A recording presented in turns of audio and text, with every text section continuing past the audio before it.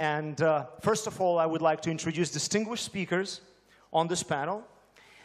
First of all, next to me, Božidar Djelic, pronouncing it right, I hope, yep. Managing Director, Head of Lazard for Central and Eastern Europe, CIS, Greece, and Turkey. Yes, you can applaud while greeting the panelists. That's the way we do at public events. Nobody will be offended. Then, Marco Tosson, Honorary Consul of Ukraine in Italy, and the President of Confindustria Ucraina. Yeah. Anatoly Kinach, the former Prime Minister of Ukraine and today the President of the Ukrainian League of Industrialists and Entrepreneurs. And Gennady Chizhikov, President of the Ukrainian Chamber of Commerce and Industry. So since I'm a moderator, I'm the first to get the hands on the microphone. I may abuse this position for a little bit. And I would like to make an introduction. Why this panel? Why should we care about whether there is a growing competition or collaboration in global international business?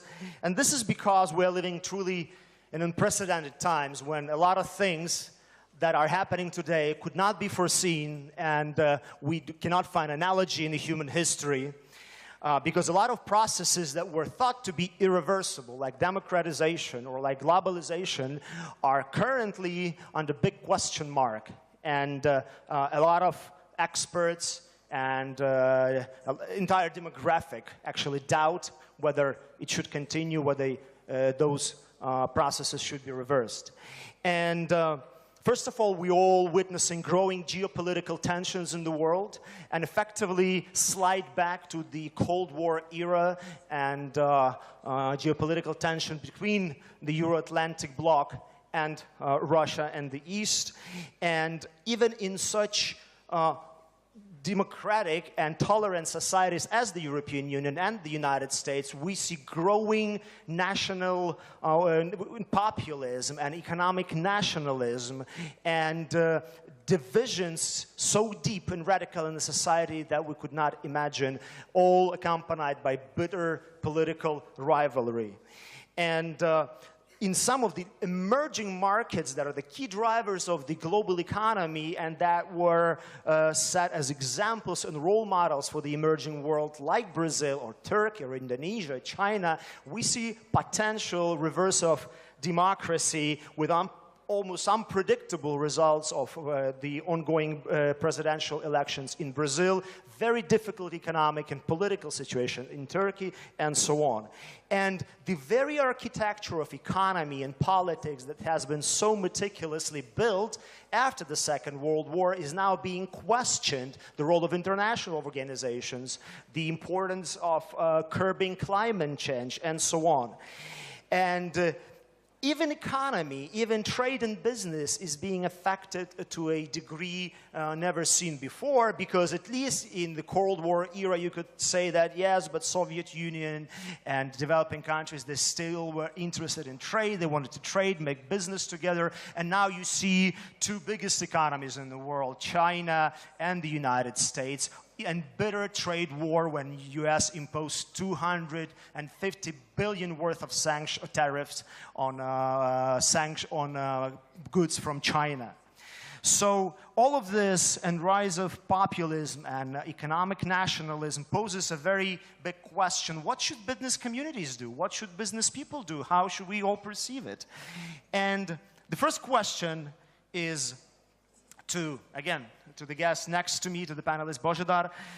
Now, in your opinion, by the way, if I may say so, Božidar once served as the Minister of Finance of Serbia, so you've been in both worlds, in government, in public service, and in business world. Now, do you think that globalization is irreversible, or is it not so? And can really world develop sustainably, and can the global economy grow without globalization? And now, do you expect in this context stronger international cooperation despite of political tensions, or you see that businesses will use this position, will use this rivalry to actually play along with politicians, sometimes for or in favor of the economic nationalism, to to gain temporary victories. Your opinion? Oh, Boże. There's at least, you have at least 3 questions in your questions, and each of them is probably a matter for the entire panel.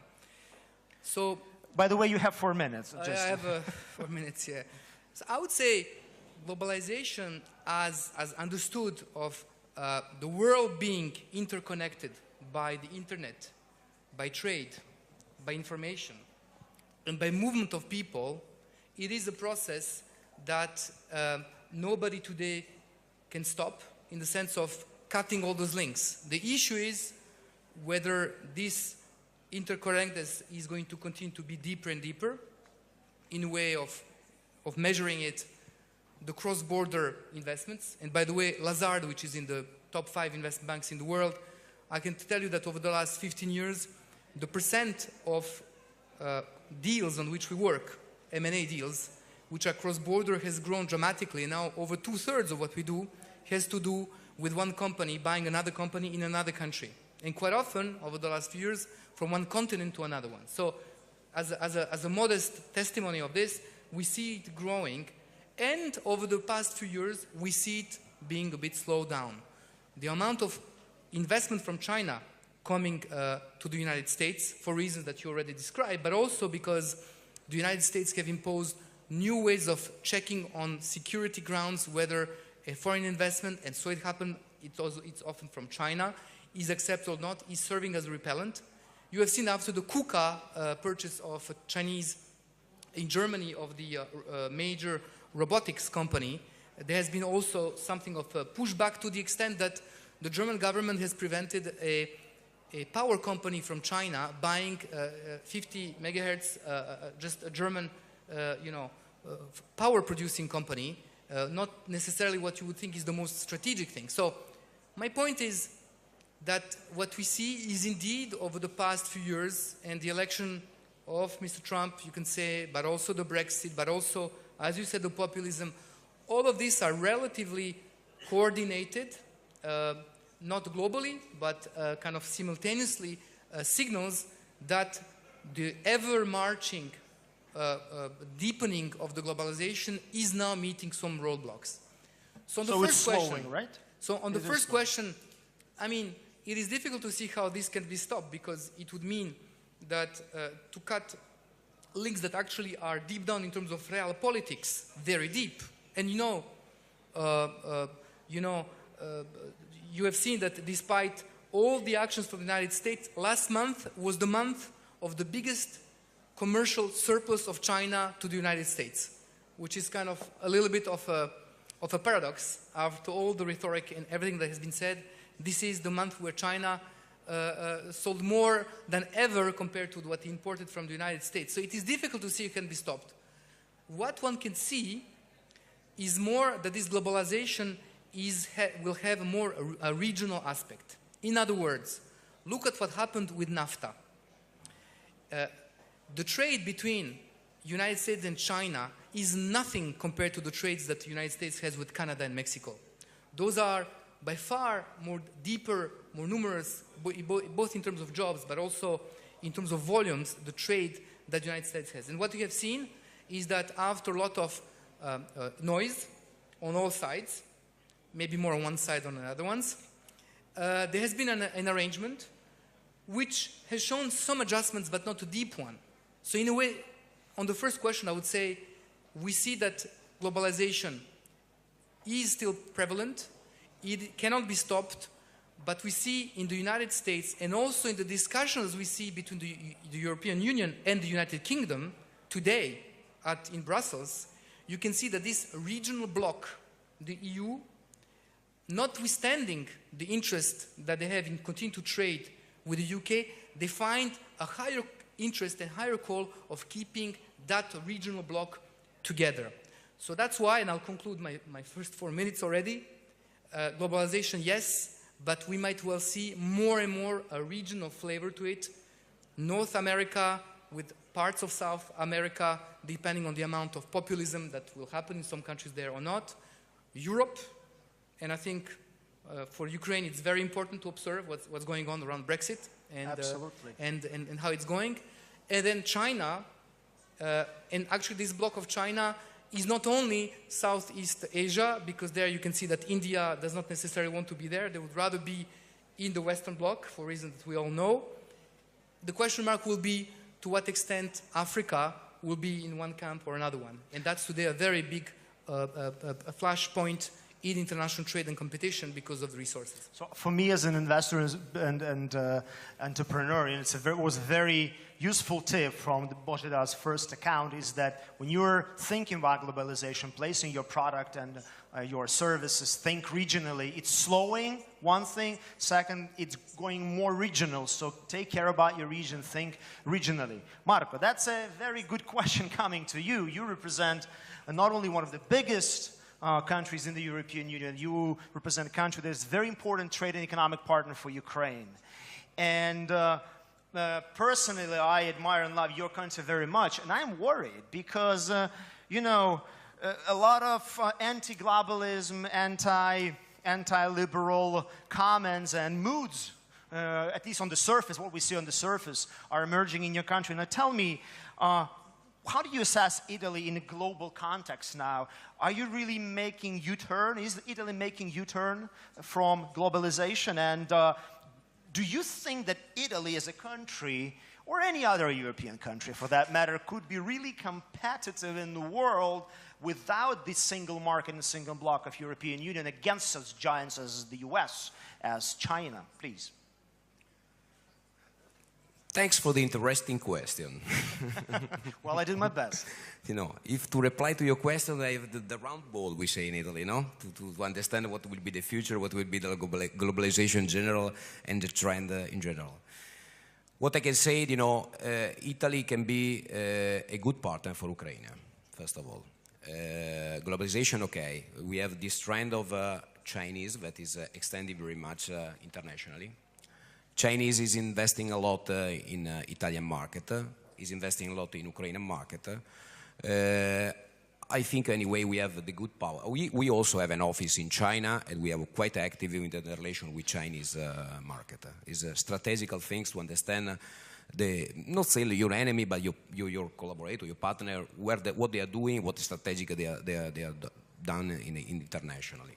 So as a Confindustria today, we opened this office and we try to make a strength, you know, to make the Italian company collaborate with Ukraine, because we think that there is a good platform for Italian company in this market, and vice versa for Ukrainian company in the Italian market. Globalization, yeah, is a very big question, you know, how the strength will be, how there will be the things to control this type of parameter internationally. It's very difficult to assess. He was very right on the sentence that you said, you know, what is the line to follow. What I can say, the line is try to be upgrade the company. Ukraine need to be upgrade the system of the company, not to play only with raw material, no play also with the basic things, but transforming. And the collaboration with Italian market can be quite strong because we are a country which develop in the transformation of material. We don't have raw material in Italy. We have our success in transformation of raw material. But I came back to your question. To say, okay, there is populism coming, you know, on the political side and these type of things. You must understand that Italy get the success of Italy not because of the government, but because of the industry, because the people. The small and medium industry create Italy, not the government create the popularity of Italy. So it's a matter of the possibility of company, of people that want to grow, want to create a trend, to create the things of this. For sure, the government need internationally to make it the good support, the good activity for making this possibility done in the right way. The populism in Italy, yes, is to destroy a system of European, okay, is very stressed in this moment, okay, we have this type of things.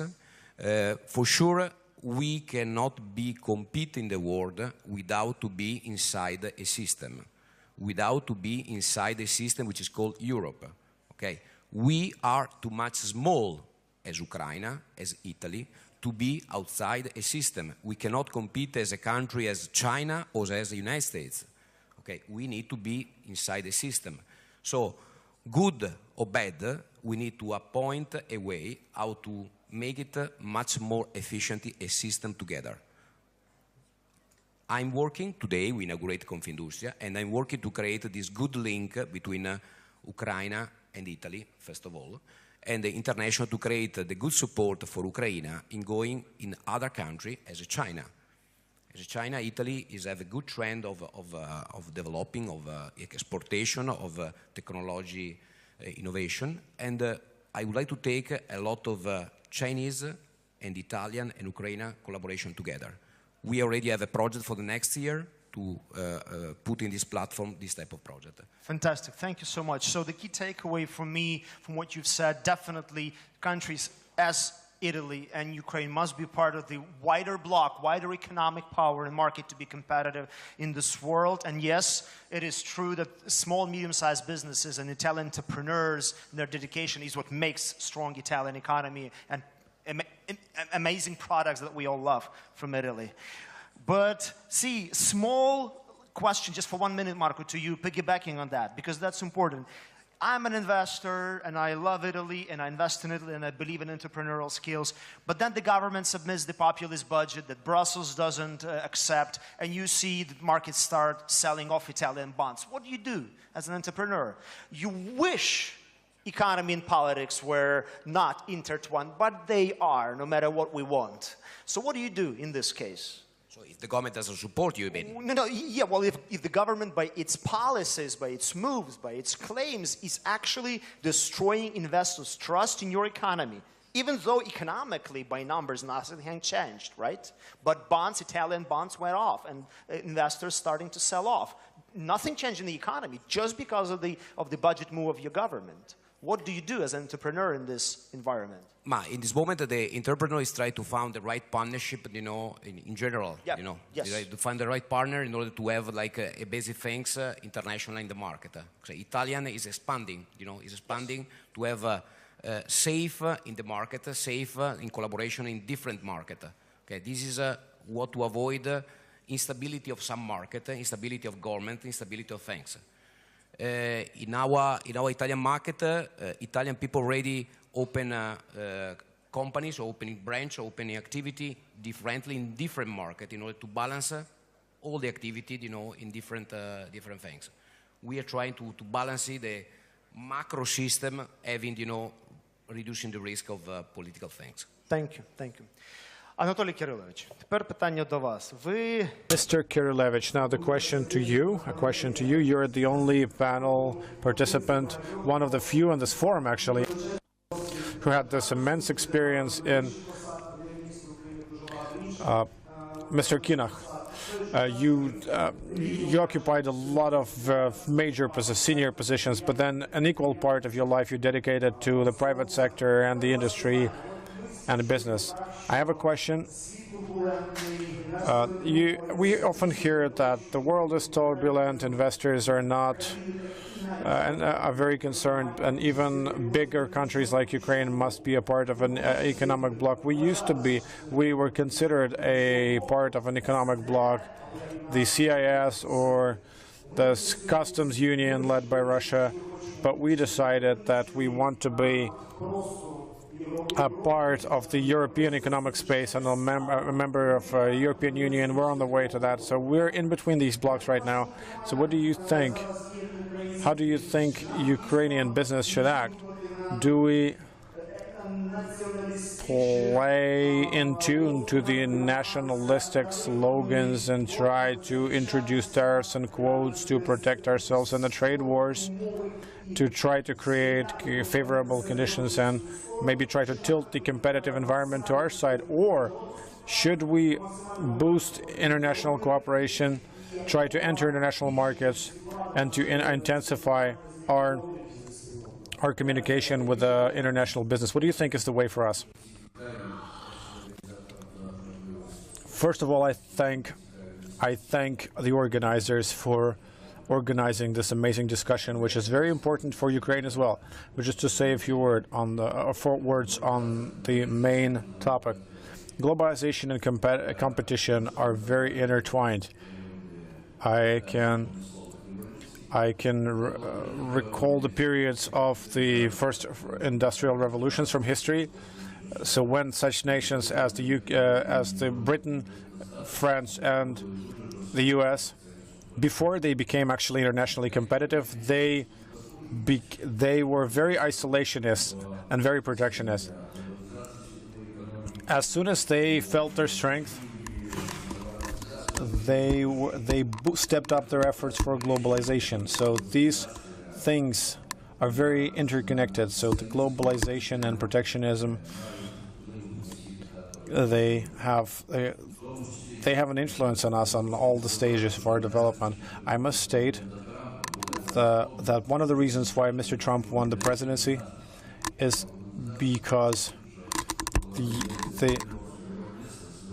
the U.S. has felt a negative impact of globalization because in manufacturing was moved to other regions with lower labor costs, where they increased their competitiveness, but they decreased their own incomes. So the Americans who were used of their lifestyle and their level of welfare increase every few years, they realized that the process ground to a halt. And this reflects in the foreign policy of the U.S. now. But I agree with my colleagues that globalization is irreversible. Now we need to look for a mix or a balance of advantages of globalization with national interests on the other hand, with regional policy,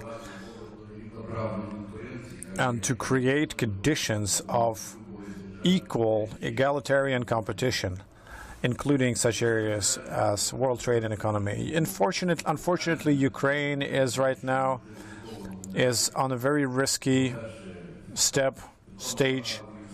First of all, the portion of Ukrainian product in the global GDP is 0.12%. But we're not even talking about these quantitative things as in qualitative things, because we are degrading further and further into a raw material country. So for us, we are preoccupied with maintaining our statehood. But generally, a raw material economy cannot generate enough jobs. And we see this, we see life level drop and emigration happen because there are not enough competitive jobs. So when we analyze EU directives and programs by US presidents and programs of countries such as Germany, UK, and France, there are clear priorities there. The first priority being international competitiveness of the national product. Secondly is export expansion. We're not talking about export policy, we're talking about expansion of export. And the third point is usually national protectionist measures. This is what is very, I think, important for Ukraine. These things will define our competitiveness and our place in the global distribution of labor and industry. And this is where we have to work, including business, public-private partnership, and formation of clear and reasonable rules of the game. So our takeaways is that we need to play by the rules, and we need to be competitive, but we need to develop ourselves first. Gennady, in all this context, business organizations such as local and global organizations such as the International Chamber of Commerce, including the Ukrainian Chamber of Commerce, which is the part of the global chambers of commerce. What do you see the role of organizations like yours? Is this a political player which must protect the private sector's interests as opposed to the state, or is this an instrument, or this is a tool to develop business contacts, business relationships, and to implement international projects? Thank you very much, Nikolai. First of all, I'd like to greet everyone here. Thank everyone for coming. But talking about business organizations, they must deal with development. They must maintain interests and trends. One of the more important tasks of any big business organizations is to understand trends and to publicize them. I think Ukraine, unfortunately, always misses the main trends. In the beginning of our independence, we closed down. We thought that protectionism was good, but it was not successful. But then, by the time we are trying to open up, now the world is becoming more protectionist. But there's a new global trend right now, global economy. But the global economy, we need to understand what this is. So the ships during Columbus's time, that was a global economy.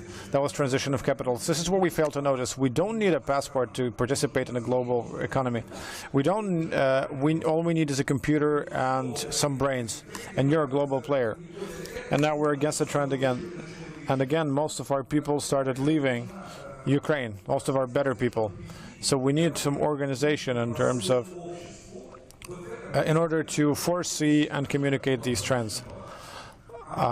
And that is what our Chamber of Commerce attempts to do. But we are a part of different associations because, for me, issues of competition and cooperation as well are like yin and yang. These are two sides of the same coin. First, we all want to compete. And secondly, we understand that this is becoming dangerous, so we need to develop and go to a new level. So, in my opinion, right now, for Ukraine, we have a unique chance. God is helping us, but we fail to see it.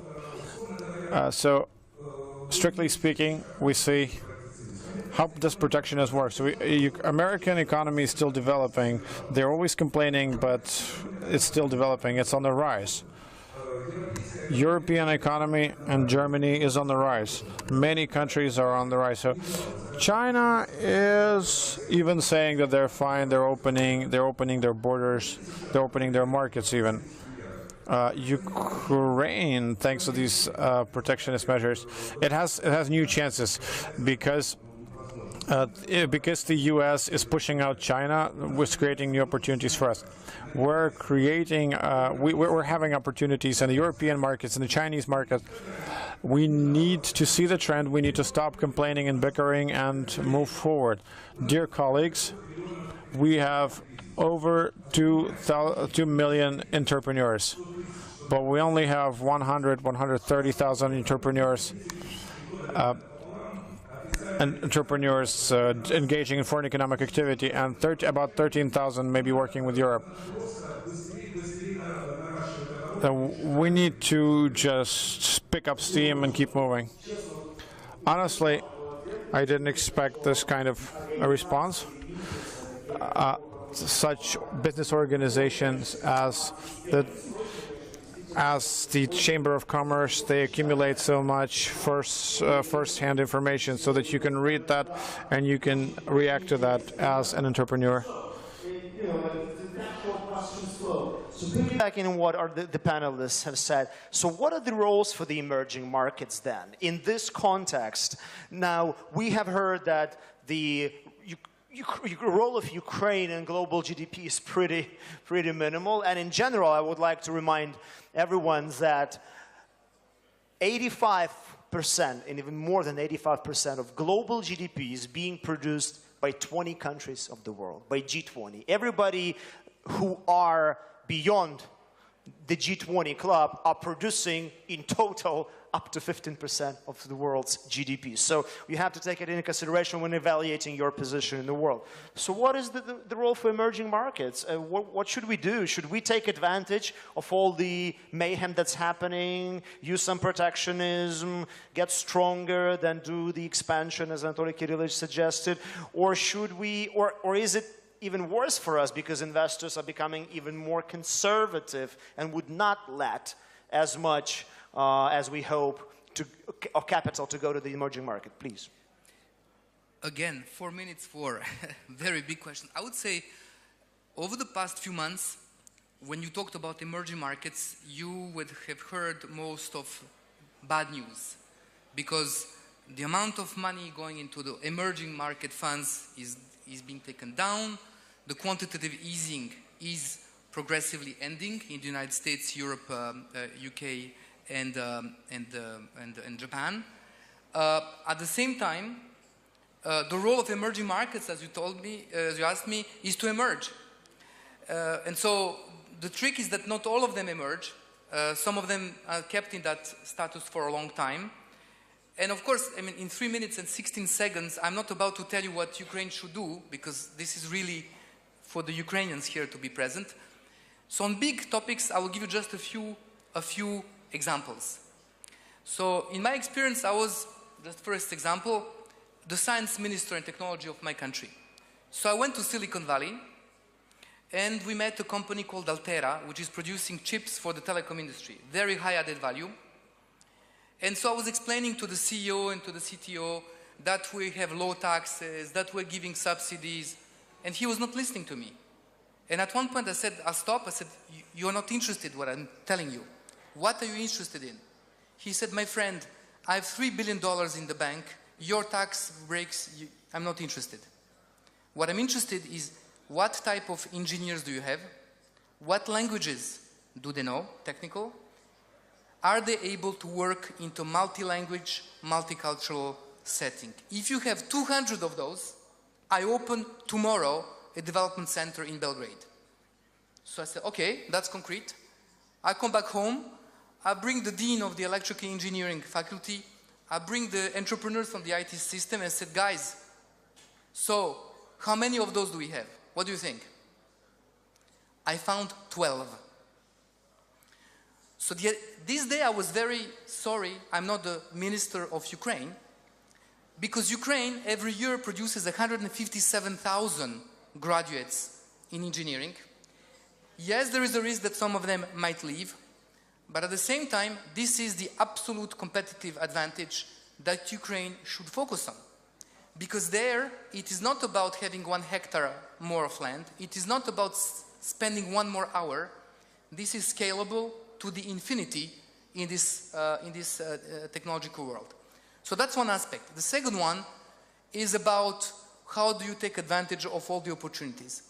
Of course, you should take advantage in agricultural produce of any opening that comes from the trade wars between the big blocks, of course. But let me come back still to the first question and my first answer. It is at the same time very important to know where your home is. And actually, despite all its problems, Europe, and I think the effects of the deep trade agreement that Ukraine has achieved, and also the very important visa-free agreement that was reached, this is something that is going to produce ever more effects. So when we at Lazard talk to people who are interested into Ukraine, of course they have a few questions about next year's elections. I will not hide that from you, okay? And I tell them, don't you worry, everything will be okay. And they say, Božidar, we like you a lot, but in 2004 and 2014, you see, so we will see what happens in 2019. I think it's going to be okay. And I think that the more important question that they ask us is, how is the trade agreement with Europe going? What is the percentage of the trade that Ukraine is doing? Because if you look at, for example, 2 countries that today are not the most popular in Europe, Hungary and Poland, their economies are still doing very well, because both countries have found a very good way to be integrated in the added value, in the value chain of, in particular, the German industry. So that could be the German industry. That could, in light industry, be the Italian industry. So once you're linked with stable trading arrangements, with very large partners, then, as my Italian colleague said, they will help you more easily than you alone to go to China. Germany will help you more easily than alone to go to Africa. Yes. Chinese partners also might take you also more easily to China than you on your own. So I think this idea of competition and collaboration, there is not one answer. You have to be smart to emerge. And I am certain with the human capabilities in Ukraine, I have no doubt that you will succeed. Thank you. Well, I'm always happy when a foreigner promotes my country better than I do, so it's always a pleasure. Key takeaways for me is, first of all, talent, and abundant talent, importantly, is your key competitive advantage, and luckily we have a lot of it. We need to bring it up, we need to scale it, we need to take care of it. As the Ukrainian, once again, I'm very happy to hear that. Second is that when there are trade wars, use it as much as you can to your advantage. There's nothing wrong with it. And third is never, ever, after Brexit and Trump, predict presidential elections. That was the third takeaway from me. Marco, now, in my times when I was the head of the EU office for the Ukrainian League of Industrial Entrepreneurs, we did very fine events with Confindustria in Rome and across Italy. It was a big success. We had a lot of attention from entrepreneurs. We saw amazing enterprises all over your country. And we were coming with this hope that since we in Ukraine have a lot of talent and raw material, and Italy is so advanced in many, many industries and sectors, Italian entrepreneurs would want to join forces with the Ukrainian entrepreneurs and build value-added manufacturing and production in Ukraine, using Ukrainian talent, using Ukrainian raw materials. And we were welcomed all over Italy, right until I voiced this theory. Then everybody said, oh, I thought you came to buy our product. Okay, well, here's nice pizza. So, we've been repeating it like mantra, value-added products in Ukraine, value-added products in Ukraine. And really, with the know-how that Italy has, it's remarkable in machinery, in agriculture, in food products, in pharmaceuticals, you name it. Now, do you have any knowledge of real investment products in the pipeline when Italian companies are planning or already doing investment in Ukraine to capture this talent and raw material wealth that we have in Ukraine? Do you know of such projects? And if not, what should we do to finally kick it off? Yes, I heard all the talking between the people. You know, first of all, I'm really a fan of Ukraine. I represent as a consul of Ukraine for 6 years, honorary consul of Ukraine in Venezia. Okay, so I fan of Ukraine more than Ukrainian people. Okay, first of all. Second, I trust very much that, you know, that the economy here can be quite good. I try to incentivize the people to look outside. Okay, to look outside, to have a vision outside. What I think positive about this country, that I see a lot of young people. Young people are the force of this country. Doesn't matter what is going the political, but the young people is making big transformation of this country.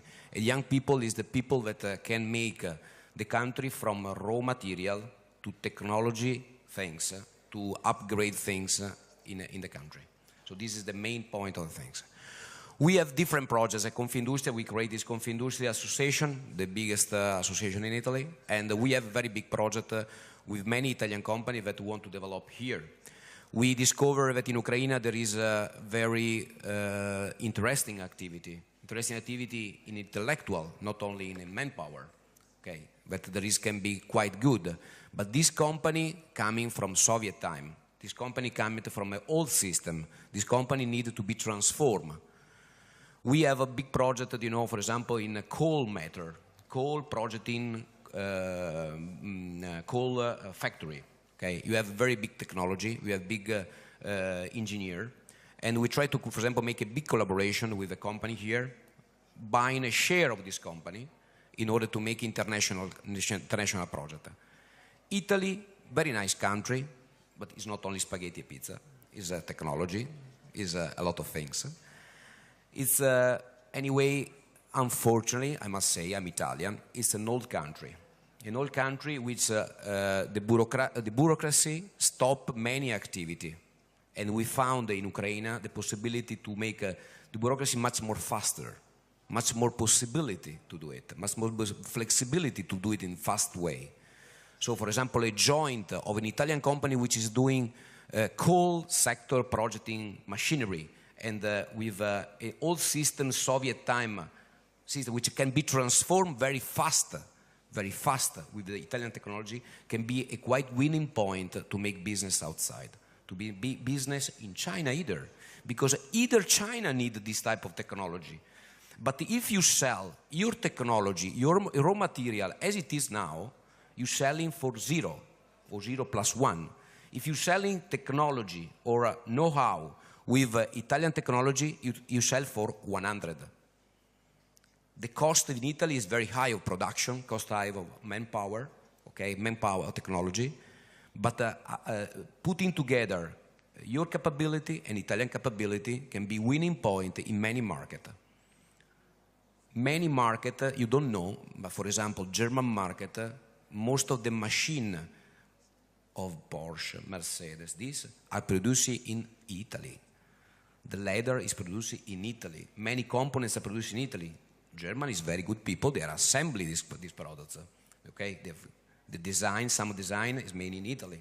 So putting together, efforts together with a country which is growing a lot, with young people, people that think about technology, about new things, new trend, okay, and people that already live the experience, the problem that there is in the market. This can be really bomba project, winning project. Fantastic. This is what I try to support. Thank you very much. So I would summarize it. We're looking for bomb projects with Italy, and to be serious, we really need to plug Ukraine into the global value chains. And if we can do it through Italy, I'm pretty happy with it. I don't think anyone from Ukraine will regret or refrain from going to Italy as often as possible, me included. Okay? Анатолій Кирилович, скажіть, будь ласка, ну от ми почули... Mr. Kinov, please tell us. We've heard all of this. We have the talent, we have the raw materials. They want to do business with us. We need to become part of the added value chains. But these are generalities. However, I'd like to ask you, Mr. José Manuel Atracanales, head of Axon company, voiced an interesting approach. He said, I think either 6 months ahead or 10 years ahead, strategically or tactically. Between this, I make no forecasts. Concerning Ukrainian economy, in terms of international economic development, what do we have to do in 6 months' time to get the most tangible effect? And where should we be in 10 years to make our development as sustainable as possible, to grant an irreversible economic effect? This is quite a challenging question for this forum. First of all, I beg your pardon for being too brief and concise, but I'll say this. I often recall my friend, the former Prime Minister of Lithuania, who is a friend of Ukraine, Albas Brazauskas, who said in 2000s to me in an informal conversation, I'm very worried with the future of Ukraine, Mr. Anatoly. I asked why. He said, unfortunately, I see that even now in Ukraine, meaning then, there is no understanding that the national interests of the state are the highest priority compared to the ratings, the current political situations, interpersonal communication as well, and other things. And we were closing the atomic power plants. We were discussing the Institute of Proprietorship, the reforming the land market. And he said, there is a taboo in Lithuania, even during the elections to the parliament. You cannot use the national strategic issues as a leverage in the intergovernment, in the domestic political fight, domestic political competition. The national strategic interests are the basis for domestic cooperation. This is what we lack in Ukraine, or we need to understand in Ukraine. We've been independent for 28 years, and still we have no understandable, tangible strategy of transforming Ukraine into a European state that should be based on the balance of our national interests, our potential, and the world around us as a foundation for development. This is one of the key issues. Today, the Parliament adopted the draft budgets for 2019 in the first reading. The key budgetary law of Ukraine was adopted without the program for economic development. Our entrepreneurs do not know the rules of the game. Who shall provide the resource for development? When we are abroad in Washington or Brussels, I often tell our partners, let's give Ukraine not fish, but a fishing rod. Let's teach Ukrainians how to fish. Based on the unprecedented intellectual, natural, and technological potential and the talented people, let's make the best use of it and not make new loans, but repay our old loans and make our economy efficient and consolidate around this goal. Finalizing the tax code, we should do this because this will provide the competition ability of our state. Harmonizing Ukraine with the standards of the European Union is one of the key goals for our state, for the standards of the rule of law, of transparent competition, etc. The Ukrainian companies that faces these standards will be competitive throughout the world, including the European market. We should implement this really strictly to understand that these are our priorities of today. For this should be understood by all of the decision makers. We should be based on the strategy adopted by the parliament, approved by the president. All of the developed countries did this. You are no exception. Your country is no exception. You said that organizations like yours have a unique vision and can see the trend and should help business develop and take up new markets and make use of new possibilities. I have a doubled-up question. First, maybe we should stop running around the world telling people about the perspectives of Ukraine and asking for investments with such difficulties. But maybe we should get to work finally and expand into the world markets. Metinvest, Mironev, bakery, factory. Maybe we should concentrate not on attracting investment here, but maybe we should expand ourselves into foreign niches and markets and find our place in the world marketplace. Which spheres, which industries, sectors have the most potential for Ukrainian business nowadays? I think that Ukraine shouldn't get too nervous. We're sometimes too nervous about not being noticed. We are, believe me, and people understand where we are moving, towards what. We are the bakery center We used to be the bakery center of the world. Now we are moving to being the world's supermarket. We shouldn't just produce grain and sunflower oil. We should feed half of the world. This is our ambitious goal. In Ukraine, a lot it depends on our psychology. You see, we should just make it our national idea to support everyone who is creating something and doing something. The spirit of entrepreneurship is more valuable than your assets in the bank.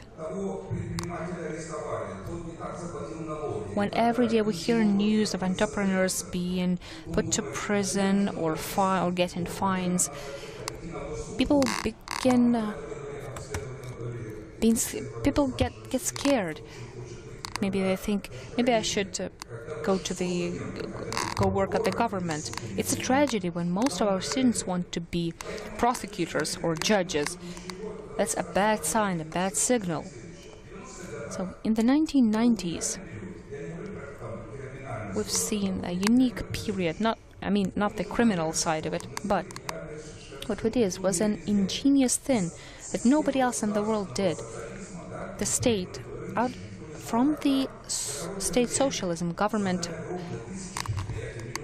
socialism, we leapt right into capitalism and made a U-turn in terms of history. Ukraine has tremendous potential. What should we concentrate upon? On the speed. I think we should spend more time teaching our people the foreign languages. When we need translators and interpreters to understand the world news, we understand that we are not in trend. The quicker Ukraine understands that in terms of potential we have more than enough, and Ukraine has all the chances to become a global player, not in agriculture, not only in agriculture and metallurgy, but also in spheres that provide us added value, the people, the human capital, the human resources. As soon as people understand that, when I met the president of Portugal, he paid his respects to Ukrainian entrepreneurs and said, thanks to you, our GDP grew by several percent. Our key capital is the people, including those who are among the audience nowadays. We need to tell them every day, every morning, you are great, you are wonderful, please go ahead. And we will be even feared in many countries because of how powerful and how much potential we can. So my takeaways are to be fearless, to learn English. The speed of processing information nowadays is the key aspect. If we fall behind here, we can't be successful. All the panelists that I think each of you will spin into slightly different field. So we see that populism and economic nationalism and trade wars and protectionism, as well as liberalization and level competition field, all of it should exist and even coexist, but it depends on the timing, it depends on the situation which country is in, and so on and so on. So, judging today, that's the only thing we can actually do. Judging by the situation that we have in the world and in Ukraine today, what will lead the world and Ukraine to prosperity is that partial employment of protectionism and economic nationalism and disregard of the global trends for the interest of your country, or is it active and more mindful participation in the further globalization with consideration of such important trends as climate change when developing your product, service, or devising economic strategy for your country, which will bring us to the brighter future? Božidar. I think I would need to be at the same time the Pope, the head of the United Nations, and many other functions to answer that. And of course, I think more modestly, I believe that even our discussion today shows that if things were simple, it will be too easy. And the truth is that you cannot ignore globalization and the need to appease and to meet the interest of those who are more powerful than you, who can either harm you or can help you. But at the same time, it is difficult to take advantage of the world if you don't know what you want to do. What is your interest? And that's why I think the debate, I think, yes, indeed, there is the tool to have the, as Prime Minister said, to have the midterm strategies. And most countries do have midterm strategies, and that's not difficult. The difficult thing is to implement them, and two, to be relevant. Because everybody wants to have the Silicon Valley. Everybody wants to do higher added value products. Everybody wants to keep the most talented people at home. Everybody wants that. But some actually are more successful than others. So let me try maybe a little bit, very modestly, in my remaining 2 minutes, for Ukraine. I would say the first thing is that it would be good for Ukraine to define what are its strategic resources. And I'll be very open here, speaking only on my behalf, not my organization. I find that Ukraine is a little bit pushed around on the key issue of agricultural land. I am not completely convinced that it is the best course of action to allow any foreigner to buy any quantity of foreign land. And don't tell me that if it's a legal structure which is in Ukraine, that will be enough, because of course intelligent people will do all kinds of integral, vertical ownership structures to make sure that they look Ukrainian, and they will not be. That might not be, at the end of the day, something that politically and geostrategically would be good at a time when, because of climate change that you mentioned, actually top agricultural land is going to be probably even more interesting and important than oil or gas. So I wish you would have in Ukraine a very open debate on that to see what is your interest and not what the IMF or the World Bank or whoever else wants you to do to tick a box to get a tranche. That's the first thing. Second thing, when you do that, then of course not everything can be strategic. Let's take Turbatom. I hear different opinions. It is strategic, will sell a minority stake, a majority stake. I did not hear people recognizing that just 2 months ago, General Electric took an impairment, which basically means that they took a loss of $23 billion on their turbine division. On Antonov or Sich, of course, this looks strategic, right? This is defense, this is transport of troops. It smells very strategic.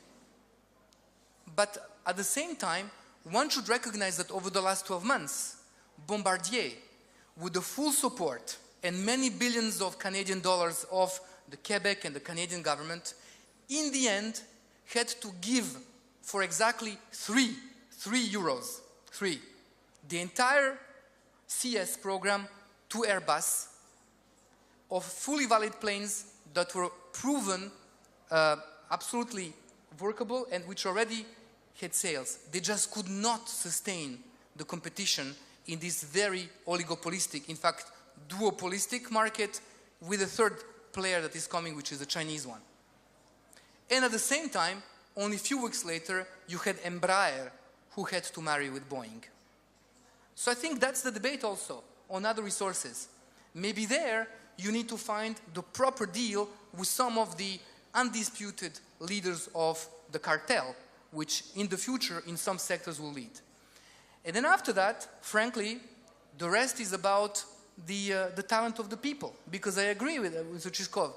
Who knows what talented Ukrainian people will invent? Who knows what are the services if they're left to their own and not being hampered what they can achieve?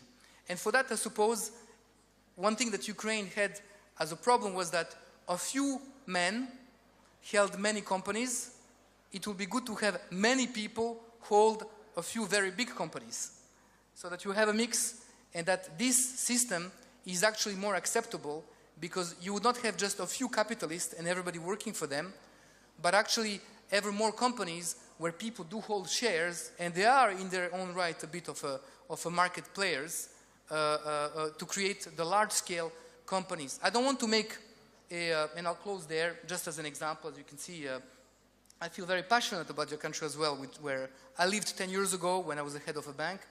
And for Ukraine, if you look at progress every 6 months, you can be very, very frustrated. But if you take 10 years, you see it's going in the right direction.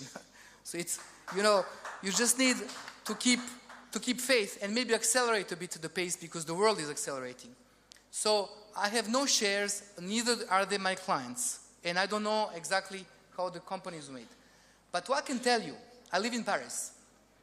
I saw the huge effort that the major producer of poultry in France, LDC, made to make sure that MHP does not buy DOU, which is the number 2 in the market.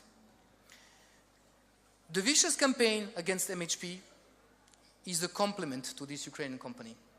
It shows that the leaders in that industry, which is non-red meat proteins, which are in demand, tomorrow maybe Ukraine could produce actually genetically engineered proteins.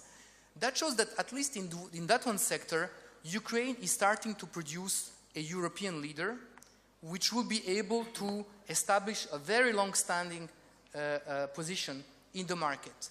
And so hopefully that company, progressively, in order to expand, will issue more shares and more shares and more shares, so that it would not be the company of one person, but actually of very many Ukrainian shareholders that support a multinational company from Ukraine that is controlling a very big chunk of the poultry and maybe some other segments. So that's a few ideas, I think, where nothing prevents Ukraine to be successful. Look at the 2 Koreas.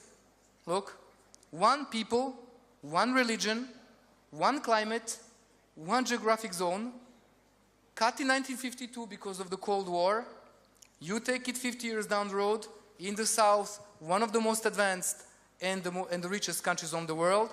In the north, one of the poorest and the most antagonistic countries, less accepted one in the world. The difference? The way to think. Nothing else. Organization, way to think, strategy, every day, every day, every day. Is South Korea perfect? No. Many of their presidents have been put in prison. Many of the CEOs of the companies have been put in prison. But overall, that's a system which has produced excellent results. So there's no reason why Ukraine can achieve at least that type of success. Thank you, Boža. Well, that's very comprehensive and positive outlook indeed.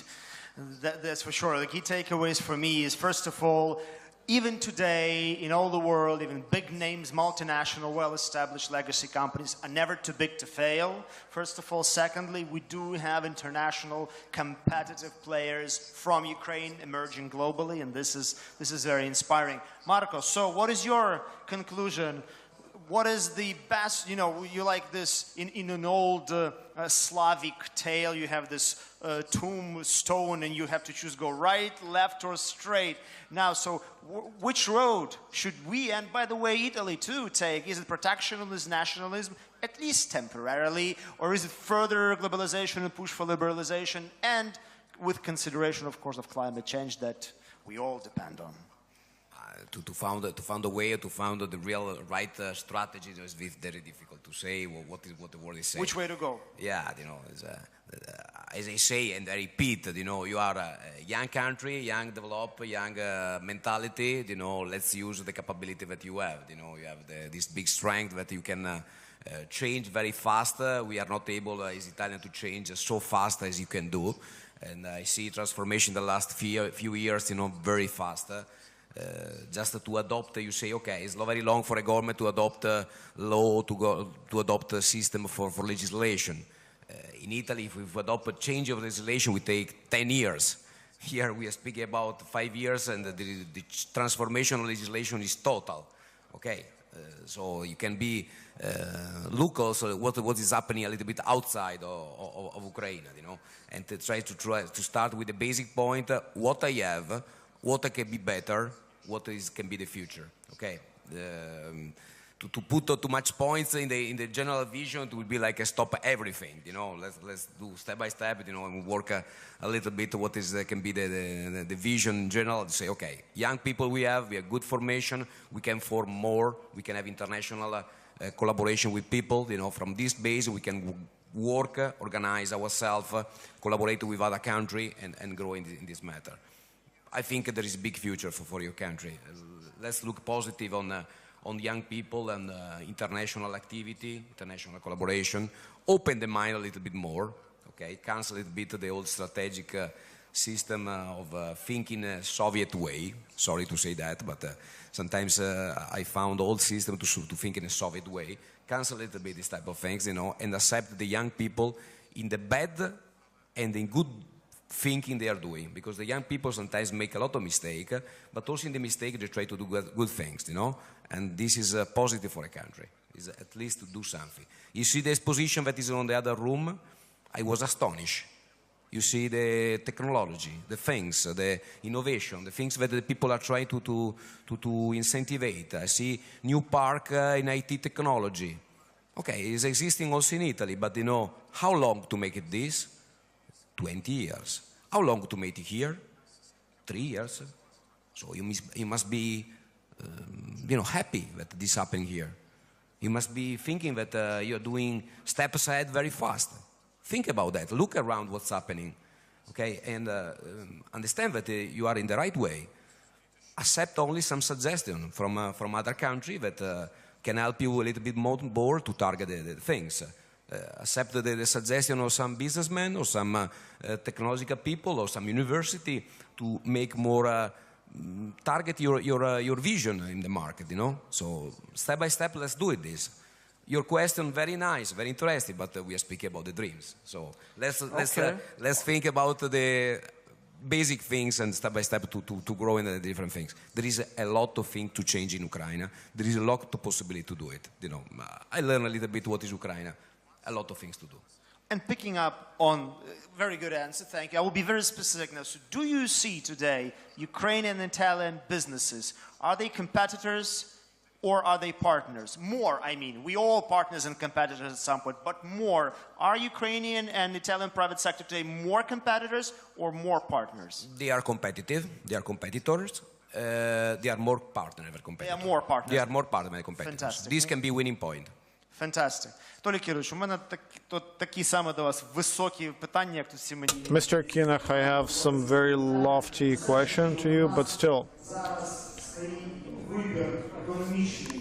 we have an economic choice as a private sector and the national economy of Ukraine. Do we use these global trends and use these protectionist instruments and these economic protectionism, isolationism, or do we as Ukraine conduct a policy of keeping our globalization and merging our markets into international markets and intensify our communication with international business, just like Marco is saying,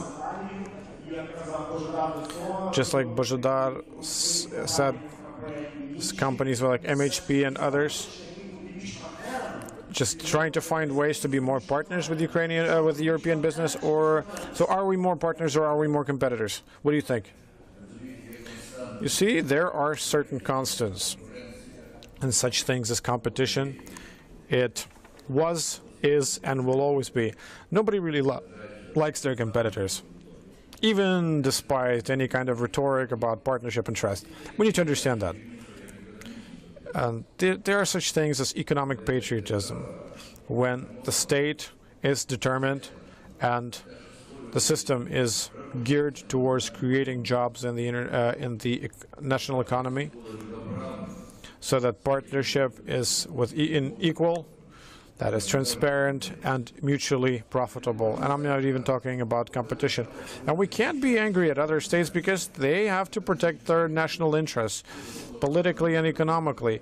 Of course, it's better when it's civilized and it's modern and contemporary, and this is what Ukraine must learn how to do as soon as possible, all across the board, despite of whether it's east or west. When we're talking about international cooperation, this is irrevocable. We often discuss our export structure to the European Union, but we need to understand that at this stage, when our state requires global modernization, for us, European markets are not only consumer markets. We're talking about investment markets and modernization markets. And we need to think about this component very diligently. We need to localize in manufacturing. Sometimes maybe we need to replace import where we're less competitive. Maybe some protectionism, as other states are doing, like the United States. And we, as a state, needs to learn about that, because global competition is, was, and will be. And just to wrap up, I remembered a folk parable. I'd like to. So, winter, woods, and there's a wolf pack, a hungry wolf pack, and they meet a rabbit, and they want to eat him. And the rabbit says, "Don't eat me. I will bring you to a place with very fat sheep." So the rabbit brings to the sheep. So the wolves eat the sheep, and they also eat the rabbit. And they decide, they're trying to figure out what to write on their tombstone. And they can't say comrade. They won't write comrade. They can write friend, because they ate him as well. And then a wise wolf said, "To our partner." The tombstone goes to our partner. So competition, partnership, they're eternal, but we need to understand that we need to do our homework. And we need to promote our national interests in civilized modern methods, and we will have a dignified place in the world. I don't know. One of our company's slogans is "Partners of the Future." I don't even know if it's a good or a bad thing now. Maybe we should work on our marketing and reinvent ourselves, because everybody thinks that we're going to eat them. But on the other hand, just like Bojidar said, we're going to be competitive. Maybe we enter other markets. Mr. Gennady, one question to you. Information-wise and export evaluation-wise, such concentrates of business community as the chambers of commerce. So the economist, like Michael Pence, who got Nobels in economics, I think in 2009 or 2010, he has proven practically and mathematically that globalization is good even for the developing poorer nations, even mathematically. It's not theoretical. It's not that it's just good. It's not speculative. It's mathematical. So this year, the Nobels in economics were awarded to two scientists who have proven that if you implement all the necessary measures in the economy to limit global warming to 2 degrees, it is possible to develop and grow the world economy both for developed and developing nations. Because one of the bigger things about climate change is that climate action hampers economic growth, and President Trump is one of the proponents of this theory, including also Poland and others. So the best minds of the planet prove that practically and mathematically this is so. But the world fails to react, and like Mr. Kinach is saying, with slogans, we're all for globalization, liberalization in terms of slogans, but locally we all try to combat our competitors. So who do we imitate? No, I don't mean imitate, but which ideology, which way should we follow to be successful in the world? I'll be pretty brief. I can't argue with the Nobel Prize winner. The only option for us is now to get the feeling and to get the use of this unique global chance. Here I'd like to draw your attention to the following. We have the global historic memory in Ukraine, our blood, our nerves, the country that builds or used to build the largest atomic power plants, cosmic spaceships and airplanes. We shouldn't do simple things. We shouldn't cut the forests, cut the woods. What we're doing now is just cutting forests using the raw materials as a pause before moving on to the next ambitious goal. Every Ukrainian should, at least once in his or her life, take a flight in the Mriya airplane, the largest airplane in the world. In my opinion, when we trust the business globally, the business does impossible things. In 6 years, Ukrainian business became top of the world's players of sunflower market. We control 50% of the raw materials in this sphere.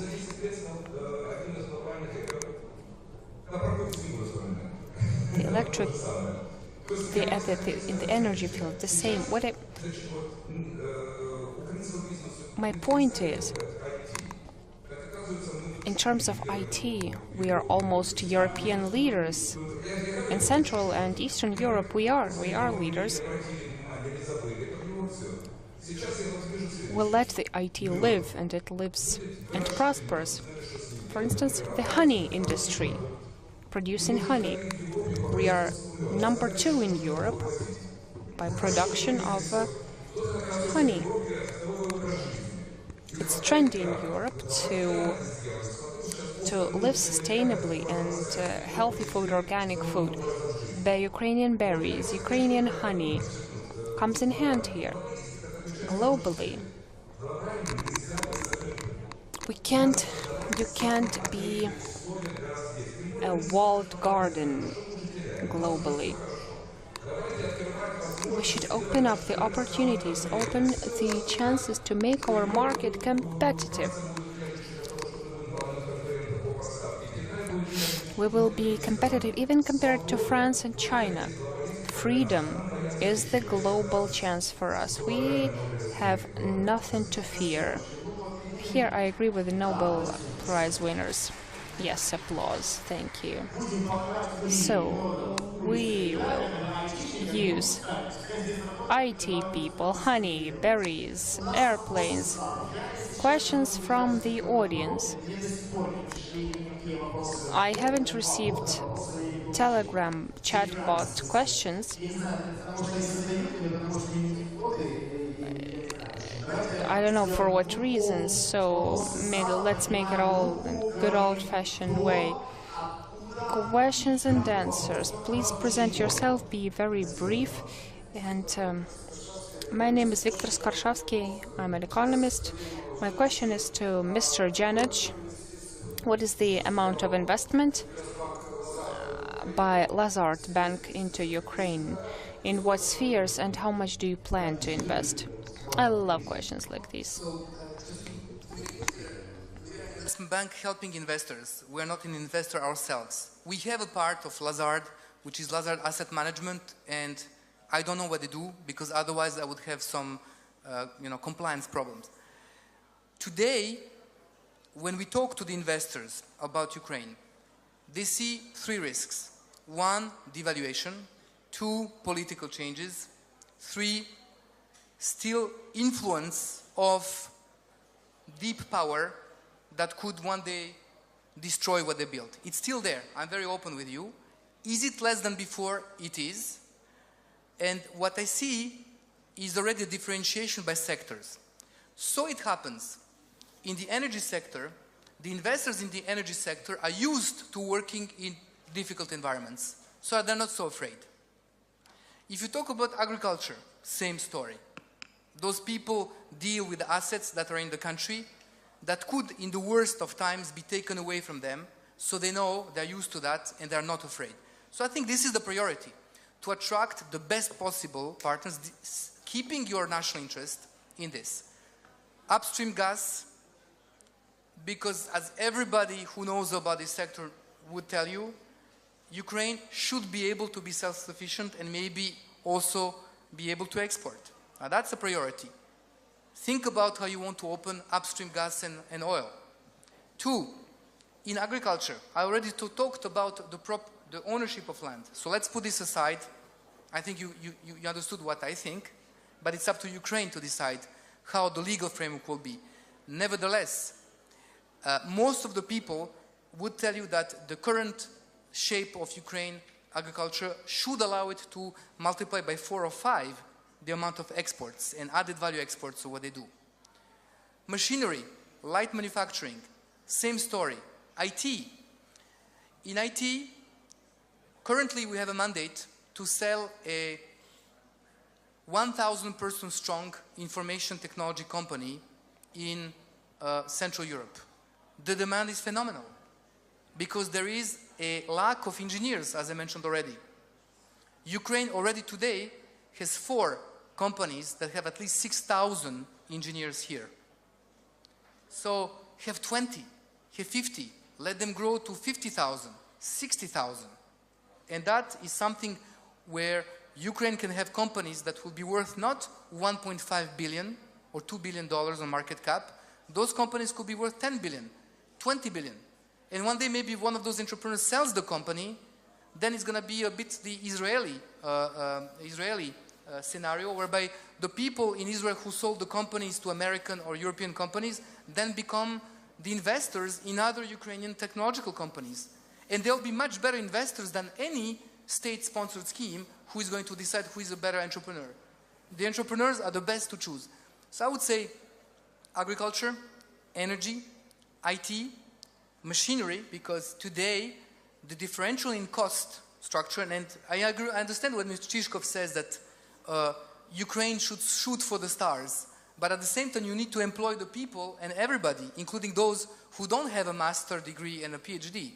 And there, the light manufacturing and the labor-intensive automotive component making, textile, leather transformation, yes, absolutely, miod, honey. For reasons that I don't know why, there is a big deficit of honey these days.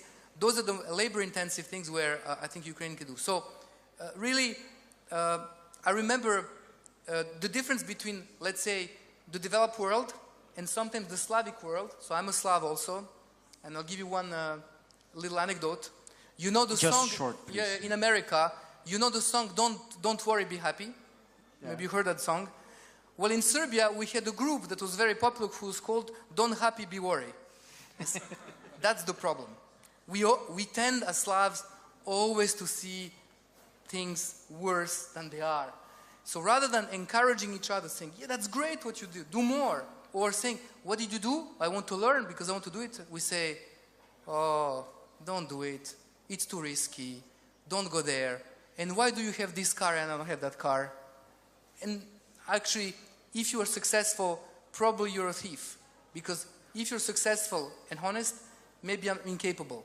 But if you're successful and you're honest and you're dishonest, at least I'm honest. Thank you. I think that it's very untypical Slavs here on the panel because everybody is positive. Технология таки победила, я вам должен сказать. Пришел вопрос в I have a question from Telegram I'd like to ask it to representatives from Ukraine. Today, you can be a serious player on the global market only thanks to serious technology, the Red Ocean strategy. Which strategy do you see in high-tech sphere that's the most realistic to create our own technological product in Ukraine? What forms of scaling should we use? As far as I understand, we need high technology, this competitive edge in Ukraine, in the world. Which technology in Ukraine can give us a quick competitive edge in the world in high tech? Mr. Anatoly, please. I'm really happy to see that the world begins to value the beautiful and talented people that we have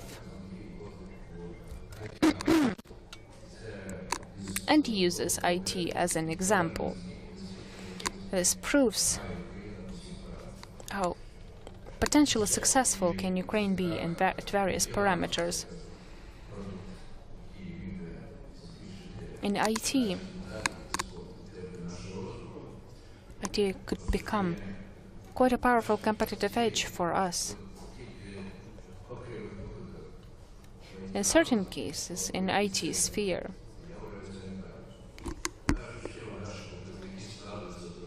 we need to use the criteria of export, outsourcing, software building. We need to not to outsource our talents, but to use it here domestically. Another breakthrough thing is innovative industrial economy. We should sell, so to speak, not grain, but pasta, like in Italy. And the third thing is the human capital.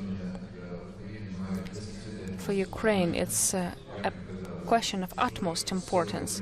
Human resources, raw material economy will not give you enough highly professional employees. We are losing human capital. We should pay attention to this and create conditions for that new talented generation that thinks innovatively to be open to work in the world.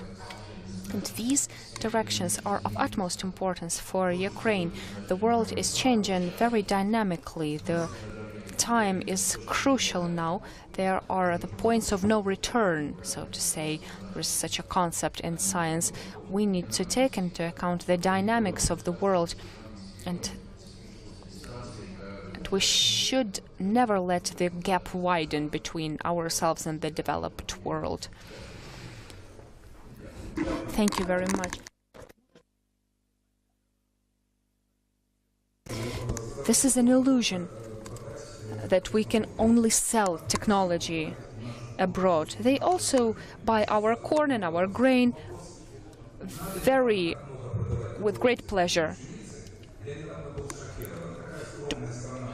I was very impressed by a very modest country as Switzerland. But for us to get the same value as they get from the watches, we need to increase our production of grain threefold. They just make watches. So I think that we need to move towards, well, of course we have corn, we have grain. Let's build a supermarket. Let's build a Ukrainian Walmart, somewhere where we are more competitive. But let's fantasize. So let's talk about technologies. I have two ideas. Of course, this is just speculation. We need to trust our business people, and they will invent many things. They're gonna be better in gaming. They're gonna. Let's with a bit of humor. We need to make a technology where we can pilot in Ukraine. We need to build a gadget that will, when a person is unhappy, the gadget will say, you're happy, look at the brighter side. And we can try to sell Ukrainian happiness all around the world. And secondly is education, and this is where we can excel, because the need in education is at an all-time high. But I think that Ukraine I think that Ukraine is going to be a top exporter of happiness in 10 years. So, now, I think that we can wrap up the panel. I think we overset a little bit. I'd like to give a round of applause of our panelists, of our participants. This was very dynamic, and So regarding the world, everything is very complicated. I didn't hear a definitive answer about where the world is moving. Is it globalization, or is it populism, or is it protectionism? I hope our panelists wanted to reply to this question, but they're realistic, so they couldn't give me a definitive answer. So I heard a lot of things about Ukraine and its entrepreneurs. We have all different things, from grain and honey to bots. We have many things. We have immense potential, and just even in this kind of events like this one, if you see so many people dedicated to economics and entrepreneurship and inviting representatives of 30 countries in the world, that's nothing short of amazing. So thank you very much.